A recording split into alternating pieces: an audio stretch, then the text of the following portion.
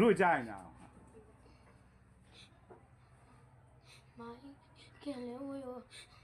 ခဏလုံးဝယ်ဘယ်တွေကကြိုင်လဲ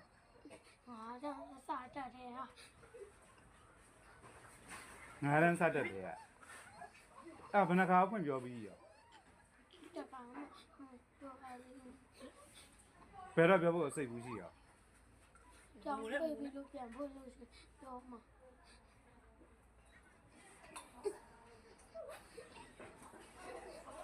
စာရောရပြီလားရီစားရတာထားခြင်းလား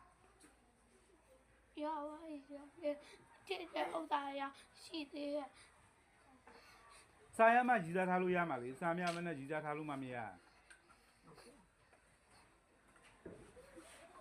မိုက်ခင်လုံးဝေကမင်းစာရမှပြမင်းပြန်ကြိုက်မှာပေါ့မင်းမျက်ရည်လည်းကြာပြီစာရည်လည်းမရဘူးဆိုမင်းမိုက်ခင်လုံးကဘယ်လိုလုပ်မင်းပြန်ကြိုက်